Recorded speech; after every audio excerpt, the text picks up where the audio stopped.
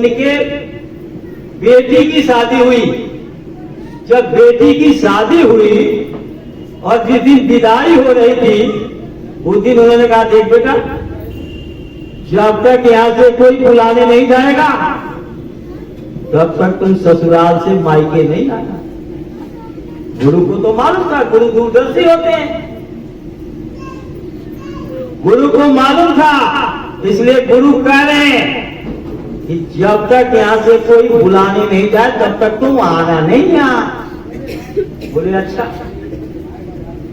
विदाई हो गई, चली गई, और वहां एक दिन घर का सब काम खत्म करके बैठ करके और अपने पिताजी की वाणी, जो गुरु थे अमरदास के वाणियों को पढ़ रही थी। जैसे आप अमर संदेश पढ़ते हो और ये आप जो है दूरदर्शी आवाज पढ़ते हो, शाकाहारी पत्रिका पढ़ते हो, इस तरह से वो अपने गुरु के संदेश को पढ़ रही थी। बगल के कमरे में रामदास बैठे थे, जो उसके ससुर थे। रामदास उसके ससुर थे। उनके कान में आवाज पहुंची, वो उठ के उसके नजदीक आए, बहू के पुत्र वधू के पास। कह रहे, बेटा ये क्या पढ़ रही है? बोले, गुरु महाराज के वाणी को पढ़ रही। कौन है तुम्हारे गुरु? उसने नाम बताया। बोले अच्छा।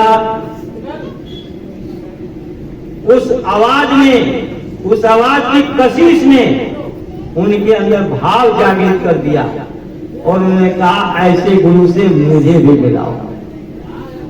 उसने कहा, पिताजी, जब मेरी विदाई हुई तो गुरु महाराज ने कहा, बेटा, जब तक कोई मायके से लेने ना आए तब तक तुम ससुराल से मायके मत आना।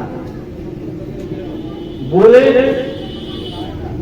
तू अपने आप नहीं जा रही है, तुझे मैं लेके चल रहा हूं, तू मेरे साथ चल।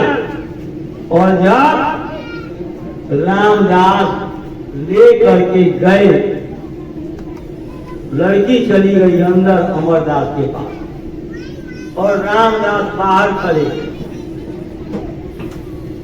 लड़की को, बहू को लड़की को देख करके अमरदास ने कहा, बेटी, तू कैसे आई? क्योंकि यहां से तो कोई लेने गया नहीं था, तू कैसे आई? उसने कहा, मैं आई नहीं हूं, मैं ले आई गई हूं, मुझे कोई लेके आया है। तो गुरु को तो मालूम था, उनकी तो दिल दृष्टि खुली थी। वो कह रहे हैं कि जो लेके आया उसको तो लेके आ मेरे पास। लेके जब वो गई, उन्होंने रास्ता दिया। वो बेटा के बाप थे और ये बेटी के बाप थे, लेकिन बेटा के बाप ने उनको गुरु माना और ऐसी भक्ति की कि हर साल पर अपनी पगड़ी ऐसे उतार के और सौंप देते थे रामदास। अमरदास हर साल अपनी पगड़ी उतारते थे और वो पगड़ी रामदास को दे देते थे।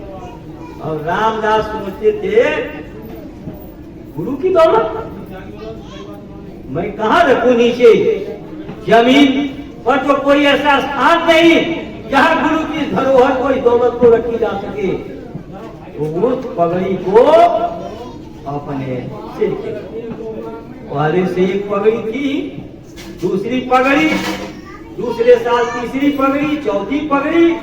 इतिहास बताता है 11 पगड़ी अपने पगड़ी के ऊपर रखते थे, 11 पगड़ी, और 11 साल तक अपने सिर पर से स्नान नहीं किया। ऐसी भक्ति होती है। 11 साल तक जुए पड़ गए बालों में, जुओं को उठा के कहते थे, आपकी जगह तो यहाँ है। ऐसे भक्ति होती है।